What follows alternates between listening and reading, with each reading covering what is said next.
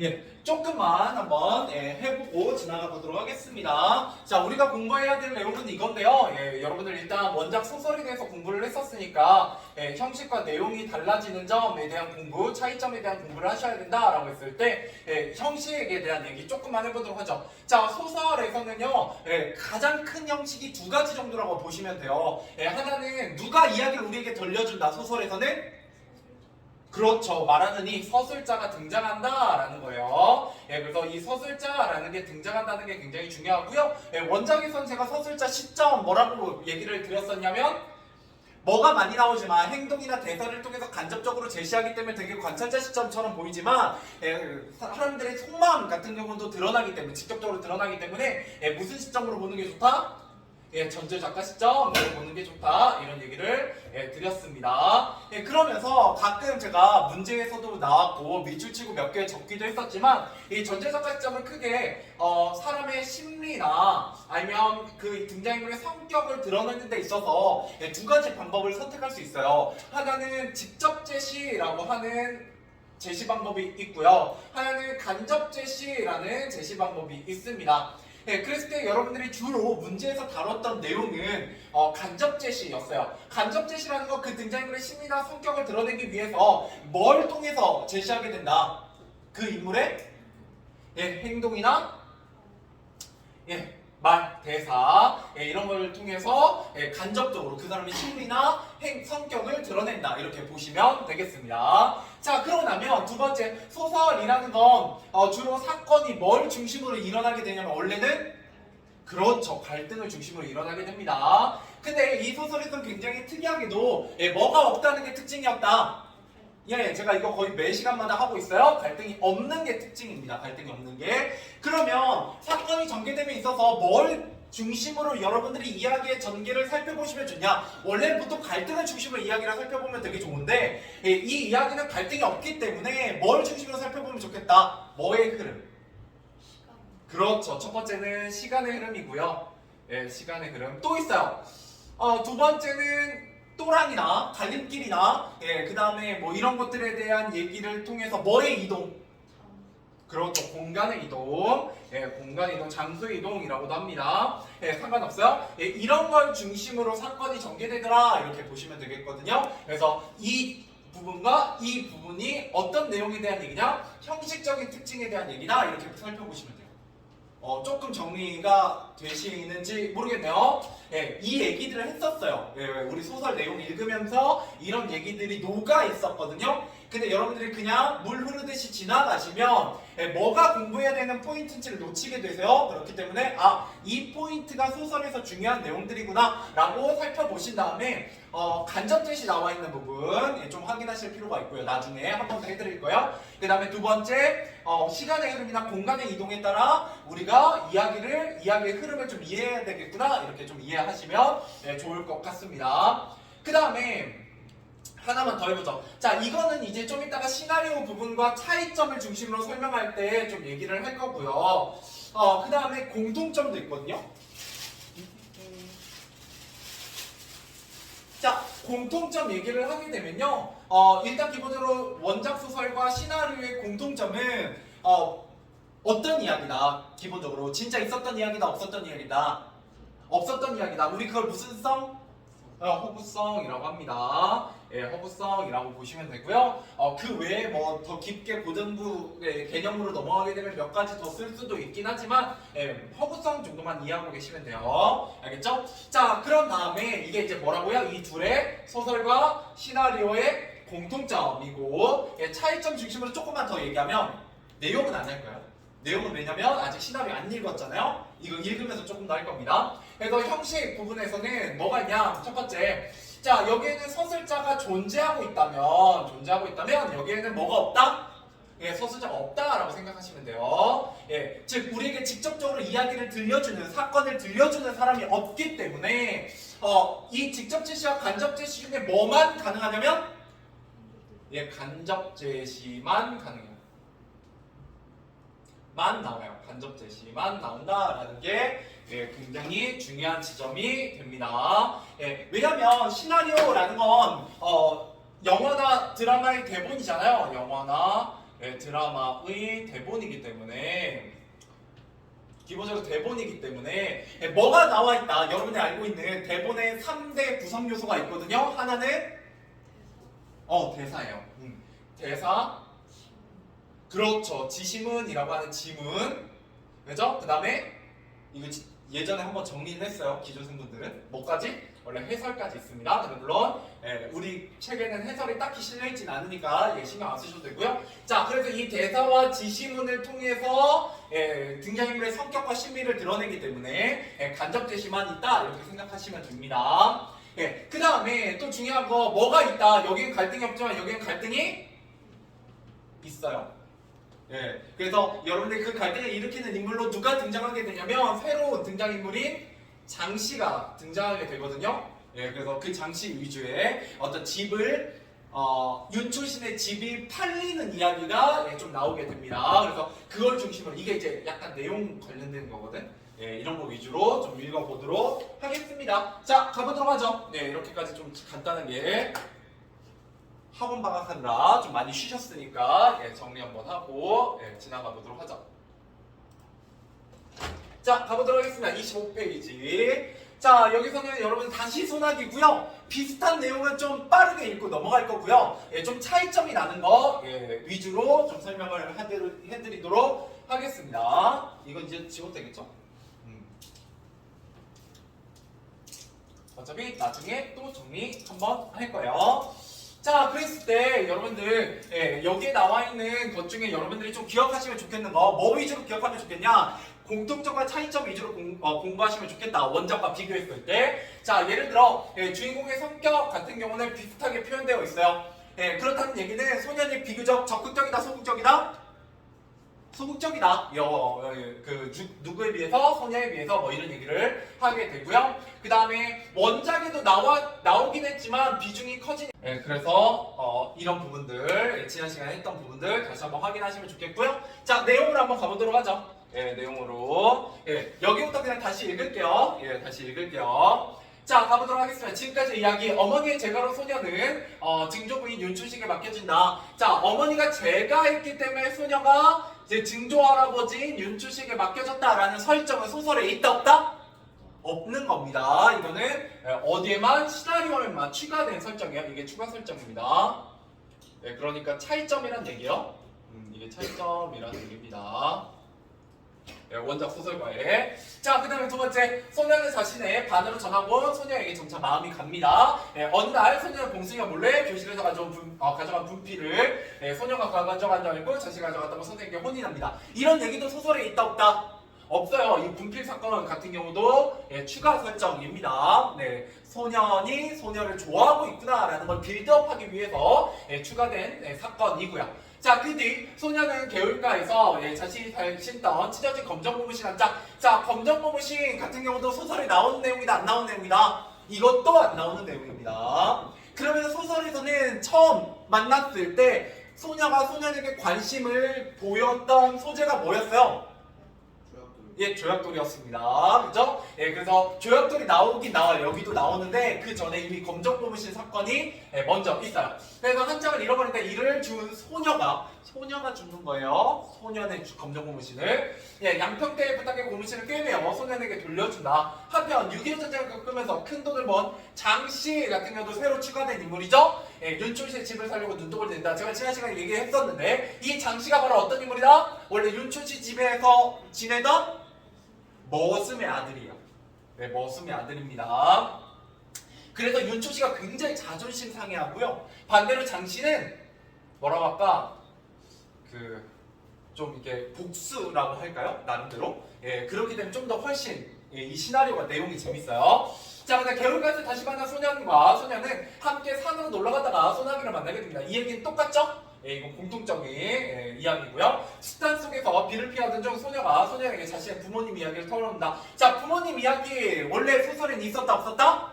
없었다. 그래서 동그라미. 그죠? 이게 다 추가된 설정들입니다. 추가된 이야기들이에요. 추가된 설정. 그러면 2번 문제는 제가 풀어드린 거나 마찬가지죠. 뭐만 공통점이다? 개울가에서 놀러 갔다가 갈림길에 갔다가 비를 맞았다라는 소나기 내용만 원작 소설과 같고 뭐를 되게 많이 붙였다 시나리오에 살을 되게 많이 붙여놨어요. 그래야 훨씬 재밌죠. 갈등이 있어야 재밌거든요 원래. 자 그래서 정답은 2번에 4번이었습니다. 알겠죠? 민정아 몇 번이라고 2번에? 4번이요. 예. 자 가보도록 할게요. 내가 거기까지 갔다 오기가 힘들어가지고. 자 개울 가보도록 하죠. 자 여기서 여러분들이 조금 공부하시면 좋은 내용이 또 있습니다. 뭐가 있냐? 자 여기에 이렇게 써 있죠. 이걸 우리가 뭐라고 불러요? S샵을 영어로 씬 넘버, 우리말로는 장면 번호입니다. 장면이라고도 부르고요. 여기 넘버까지 있으니까 번호라고 쓰셔도 상관은 없는데 일단 장면이라고만 쓰죠. 이 장면이 바로 시나리오의 뭐다? 시나리오의 기본단위입니다. 이게 시나리오의 기본단위예요. 기본단위. 그래서 기본단위다라고 좀 알고 계시면 좋겠습니다. 그래서 기본단위 옆에는 보통 공간이나 시간이 제시되어 있어요. 그래서 개울이라는 공간이 제시되고 있죠. 그리고 이 이야기를 여러분들 공부하실 때 뭐의 이동에 따라, 공간의 이동에 따라 좀 정리해 보시면 내용이 좀 더 잘 들어올 겁니다. 자, 그래서 바로 개울가를 뭐 하고 있는 거나 넘어가고 있는 거죠. 그래서 좀 빨리 읽어볼게요. 엄청나게 물이 불어서 빗마저 제법 붉은 흙탕물입니다. 등을 돌려대고 그저 순순히 업히는 소녀, 그저 자세가 불안정한 어색한 데다가 물살이 있어 넘어질 뻔한 소년이 제시되게 되죠. 자, 그래서 소녀가 소리를 지르며 소년의 목을 끌어안는다. 어때요? 소설에서는 한 줄짜리였거든요. 조금 더 상황이 자세하게 제시되어 있죠. 자, 순간 목덜미에 닿은 소년의 얼굴 잠시 그대로 멈춰서는 소년. 소년은 그대로 가만히 그대로이고 편안히 소년의 등에 업혀간다라는 거예요. 그죠? 좀 더 오히려 상황이 시나리오에서 좀 더 자세히 제시되고 있다 이렇게 보시면 되겠습니다. 넘어가보죠. 자, 그러고 나면 여러분들 이 시나리오에서는 이야기가 조금 건너뛰어요. 무슨 말이냐면 여기 67이었잖아요. 이건 72예요. 그러면 중간에 몇 개를 건너뛰었다는 얘기입니다. 알겠죠? 자, 그래서 소녀의 방입니다. 이제 돌아왔고요. 당연히 아프겠죠. 소나기 맞았으니까. 자, 온몸이 불덩이가 되어 앓고 있는 소녀. 윤초시 어찌할 바를 모른다. 손에 손수건을 쥐고 있는 소녀의 입에서 엄마를 찾는 말만 대표되고 바라보는 윤초시의 애가 탄다. 윤초시 양평댁을 부르다 안 되겠는지 소녀를 얻는다. 자, 그러고 나서 다음 장면입니다. 73 밤길입니다. 자, 힘든 줄도 모르고 소녀를 업고 뛰는 윤초시 구슬땀 흘린다. 그죠? 간신히 눈을 뜨고 할아버지 오냐? 정신이 드냐? 내려 할아버지 힘들어요. 괜찮아. 뭐 이러면서 고마워요. 가만히 있거라 말하면 기운 빠진다. 힘없이 나는 할아버지가 우리 엄마 미워하는 줄 알았거든요. 뜻밖의 말에 당황스러워한다. 근데 저번 장터에서 그 아저씨가 엄마 얘기할 때 화내주셔서 전 참 좋았어요. 왜냐면 엄마가 뭐 했기 때문에 제가 했잖아요. 그죠? 이게 언제요? 옷차림 보시면 1950년대 그 6.25 전쟁 전후거든요. 이때까지만 해도 여자가 재혼을 한다는 게 굉장히 뭐였다?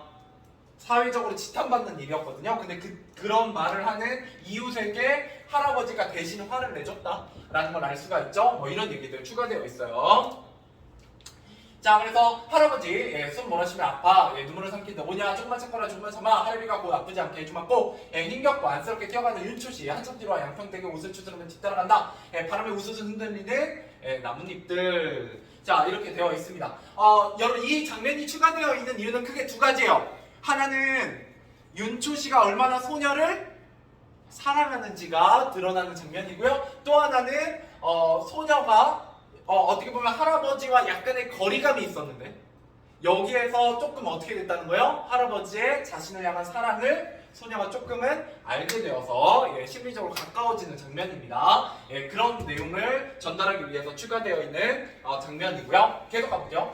자, 그래서 이제 의원까지 갑니다. 양평댁에 등에 업혀 나오는 소녀, 약첩을 든 윤초시 어두운 표정, 그죠? 별로 병이 좋지 않다는 거죠. 자, 하루빨리 서울의 큰 병원에 데려가 보시는 게 좋겠습니다. 자칫 생명 위험할 수도 있거든요. 여기서 소리라고만 되어 있는 건 의사의 모습이 등장한다 안 한다? 안 해요. 약간 내레이션처럼 예, 그냥 소리로만 나오는 겁니다. 대사만. 자, 약점을 건네며 먼저 들어가게 찬바람 쐬는 일 없도록 하고 예, 소년 간신히 예, 고개를 들어 멀어져 가는 윤초 씨의 뒷모습을 본다. 자, 그래서 이렇게 큰 병원으로 옮겨가기 위해서 윤초 씨는 뭘 결심하게 됐나? 뒤에서 자기의 집을 팔게 되는 거예요. 알겠죠? 예, 근데 그 집을 하필이면 장씨가 사게 되는 거죠. 자, 개울갑니다. 이제 며칠 뒤에. 이건 소설 부분하고 똑같은 부분이죠? 자, 텅 빈 진건다리를 보던 소녀, 나무 위로 올라가서 내려다본다. 멀리서 분홍 스웨터와 남색 치마를 입은 소녀가 뛰어오는 걸 보자 마음을 진정하려는 듯 옷 매무새를 가다듬고 뛰어내리려다 보면 소녀가 아닌 꼴망태를 든 봉순이다. 봉순이 새로 등장한 인물입니다. 얼른 몸을 숨기는 소년, 봉순이 지나가면 다시 그 자리에 앉아 잘 나오지도 않는 휘파람을 불고 발을 까불며 소녀를 기다린다 라고 되어 있죠. 그래서 소년이 소녀를 기다리는 장소이자 장면입니다. 개울가. 자, 그러고 나면 찻집으로 넘어가 보도록 하죠.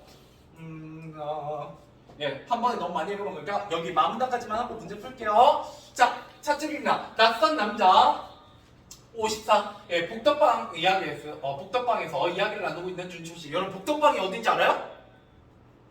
복덕방이 뭐 하는데요? 예, 지금의 공인중개소예요. 예, 아파트 사고 파는데. 쉽게 말하면 됐죠? 자, 그래서 복덕방에서 이야기를 나누고 있어요. 왜 윤초 씨가 뭐 하러 왔다고요? 집 팔러, 집 내놓으러 왔어요. 자, 부탁한 일은 어찌 된 긴가? 난처한데도 글쎄요. 그게 워낙 덩어리가 커나서요. 좀 손해를 보더라도 빨리 해결했으면 싶네. 적임자가 있긴 합니다만. 자, 그게 누군가 그겠죠. 주저하면 다른 곳을 본다. 옆 타치에서 신문을 보다 빙글빙글 거만하게 웃는 장씨가 등장하게 되죠. 윤초 씨 숨을 길게 내쉬며 눈을 질끈 감는다. 예전 자신의 손녀만 아니면 증손녀만 아니면 이 집을 팔 일이 없는 윤초 씨죠 원래. 자, 개울가. 양평된 소녀를 얻고 지나가면 툭 떨어지는 흰 조약돌. 동그라미 쳐보시고요. 자, 나무에 앉아줄던 소녀 서둘러 내려오는 바람에 떨어지고 만다. 빙그레 도는 세상. 하지만 소녀는 아픈 것도 있고 조약돌을 주워 흙을 털어내고 이내 걱정스러운 표정으로 빈 징검다리를 본다. 자, 원래 소설에서는 이 조약돌 뭐 한 거예요 원래? 소녀가 소년한테 던진 거죠. 근데 여기서 던졌어요 안 던졌어요? 던지지 않고 툭 떨어지고 있죠. 그죠? 하지만 의미는 어떻다? 소설과 똑같습니다. 그래서 이것도 약간 소년이 소녀를 그리워하는 마음, 그죠?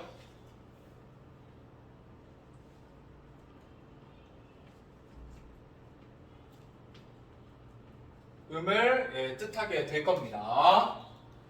그래서 앞으로 이 조약들을 좀 계속 맨만질 거예요. 계속 맨만질 겁니다. 그다음에 문제 풀고 하자. 11번까지. 자, 문제 풀어보죠. 11번까지 문제 풀어보세요. 일단 2번은 제가 풀어드렸고요. 그렇죠? 자, 1번으로 한번 돌아가 보시죠. 문제 해설하면서 제가 아까 살짝 말로만 하고 지나갔던 것들 중에 문제로 이렇게 나온 것들이 있거든요.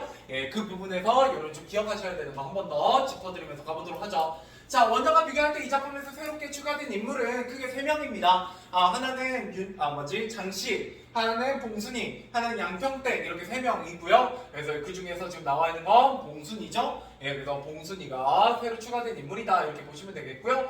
아버지하고 윤초 씨는 원작에는 있지만 비중이 늘어난 인물입니다. 그리고 소녀와 소녀는 원래 주인공이니까 상관없는 얘기고요. 자, 그다음 2번은 아까 했던 얘기니까 넘어가도록 하고요.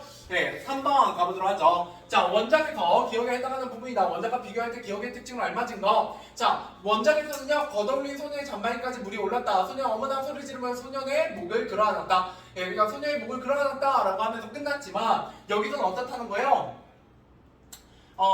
막 망설이다가 순순히 엎이고, 그죠?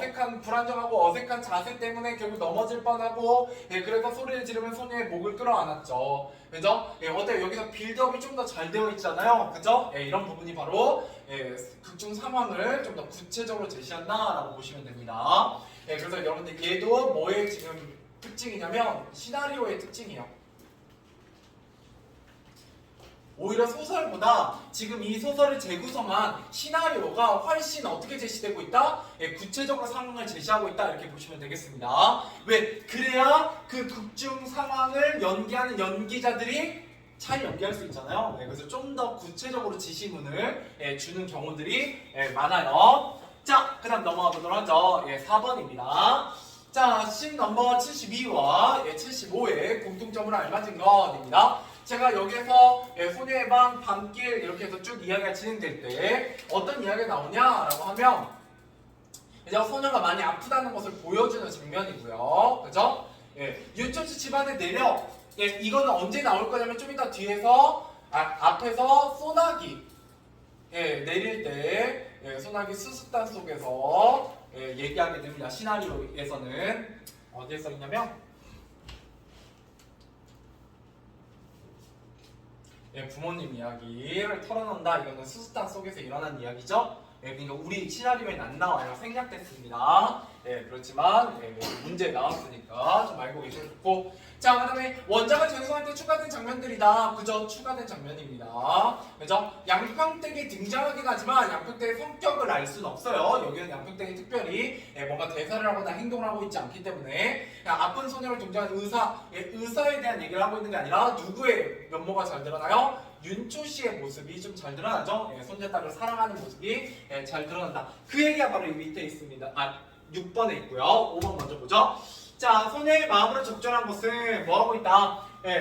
여기 엄마 찾는 말을 되풀이하고 있다라는 말을 통해서 엄마를 그리워하고 있구나라는 걸 알 수가 있습니다. 정답은 3번이었고요. 자, 그럼 6번, 7번까지 살펴보도록 하죠. 6번, 윤초씨에 대한 설명을 알맞지 않은 것입니다. 혈육에 대한 정 깊어요. 그 장면 보여주려고 하는 거고요. 74가 간호하고 있고, 그죠? 원장에 등장은 해요. 미안해요. 등장은 하죠. 근데 비중이 늘어난 거고, 그죠? 비중이 있게 늘어난 거고, 엄마와 사이가 좋지 않음을 알 수는 있죠. 뭘 통해서? 엄마 얘기할 때 화내주셔서 고마웠어요. 그 전에는 당연히 아이가 엄마를 싫어하는구나, 윤초씨가 엄마를 싫어하는구나 라고 느낄 만큼 별로 사이가 안 좋았다는 걸 알 수 있죠. 정답은 3번으로 보시는 게 좋겠네요. 자, 7번입니다. 자, 기억에서 짐작할 수 있는 내용으로 가장 알맞은 거 어두운 표정. 소녀의 병세가 안 좋구나 라는 거죠. 정답은 1번. 문제 빨리 풀만하네. 굉장히 쉽네요. 자, 8번입니다. 다문단과 마문단이 나타난 소녀의 심리로 알맞지 않은 것은입니다. 자, 소녀를 기들리며 들떠있다. 들떠있을 수는 없죠. 그죠? 이재훈아 잠깐만. 들떠있다? 들떠있다고 볼 수 있구나. 미안. 왜냐하면 소녀는 지금 소녀가 어떤 상태인지 모르잖아요. 우린 알고 있지만 예를 들어 여기 있죠? 소녀가 뛰어오는 걸 보자 마음을 진정하려고 이렇게 나와 있는 거니까 이걸 들떠있다 라고 표현하고 있네요. 근데 확실히 아닌 게 있죠? 자, 소녀를 빨리 보고 싶어 하고 들떠있고, 설레어하고 있고, 걱정하고 있고, 정답은 5번이네요. 소녀가 아닌 봉순이인 것을 알고 화를 내는 게 아니라 숨고 있죠? 숨고 있다. 봉순이와는 만나려고 하고 있지 않다. 이렇게 보시면 되겠습니다. 자, 9번입니다. 바무단의 내용을 참고할 때 기억의 의미를 알맞은 것이라고 되어 있죠. 바무단 가보죠. 자, 바무단의 기억 바무단이야? 라무단.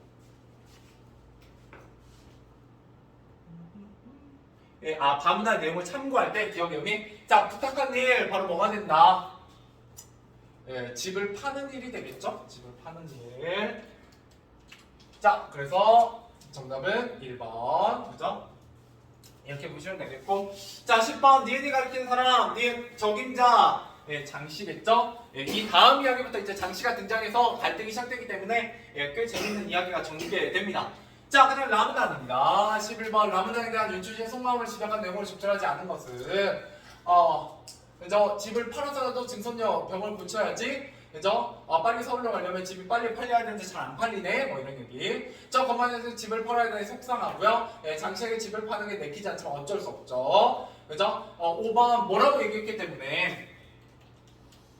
그죠? 좀 손해를 보더라도 빨리 해결했으면 싶네 라고 얘기하고 있으니까요.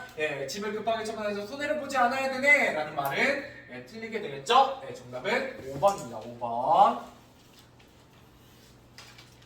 넘어가죠. 네, 넘어가죠.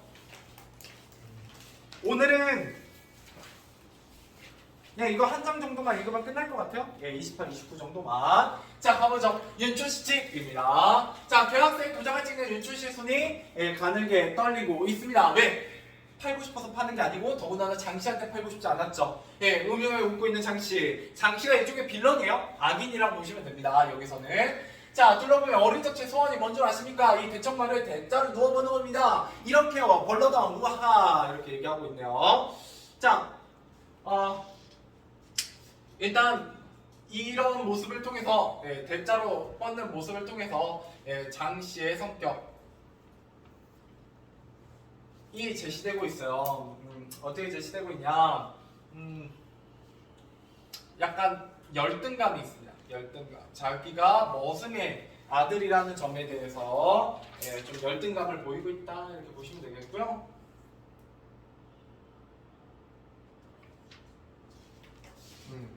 그죠? 그 다음에 두 번째는 이 장씨의 역할이 있어요. 이걸 통해서 보여주는 장씨의 역할. 장씨가 이 집을 사게 됨으로써, 구매하게 됨으로써, 윤초씨 집안의 몰락을 상징합니다. 이제 윤초씨 집이 더 이상 이런 지역에서 꽤나 잘 나가는, 잘 사는 집이 아니구나 라는 걸 드러내요. 이게 장씨의 역할. 역할. 장씨가 등장해서 이 극 안에서 하는 역할입니다. 28페이지까지만 해야겠다. 여기 페이지까지만, 이 밑에 빈칸까지만 쭉 가서 채우죠. 자, 노래보다 반가 예외도 예의도 별거 없군요. 어른을 보고도 인사도 없으니, 그죠? 소녀는 이제 적개심을 막 드러내죠. 장씨를 싫어하는데, 그때 장씨가 굉장히 태연하게, 야, 너네 집 아이 버릇없네? 라고 얘기하고 있는 거예요. 놀리는 거죠. 자, 그만 돌아가니 네 덕분에 아저씨가 소원을 이루었다. 서울 가서 병 낫거든랑 이렇게 얘기하니까 윤초씨가 이제 화내죠. 왜 화내는 거예요? 소녀에게 집을 소녀 때문에 팔았다라는 사실을 소녀에게 알려주고 싶어요? 안 알려주고 싶어요? 안 알려주고 싶죠. 그죠? 그래서 화를 내는 거고요. 아니 자꾸 이 집에서 사람이 죽어나가니까 집을 사는 입장에서 깨름직한 일 아니겠습니까? 그러니까 쟤라도 꼭 살아서 이 말을 통해서 누가 또 죽었다는 걸 알 수 있어요. 이 집에서 소녀의 아버지. 그죠? 그니까 엄마가 재혼하겠지. 그죠? 이렇게 이해하시면 돼요. 내 이놈 벌떡 일어나 쓰러지고 만다. 그래서 갈등이 막 고조로 되죠. 자, 할아버지 대문 들어서는 아버지 달려와 윤초씨를 안는다. 이때 아버지는 소년의 아버지예요. 소녀의 아버지가 아닙니다. 자, 아무튼 꼬무니 빼고 달아난 장씨 혹시 헷갈리신 분 있을까봐. 자, 등장인물의 특성. 여기 증조하려면 윤초씨에 대한 애정이 크다. 이거는 이제 소녀고요. 윤초씨 원작에서보다 비중이 높아졌고요. 혈육에 대한 정이 있는 인물로 등장하게 돼요. 장씨 등장하지 않는 새로운 인물로서요. 거만하고 예의가 없는 인물이고요.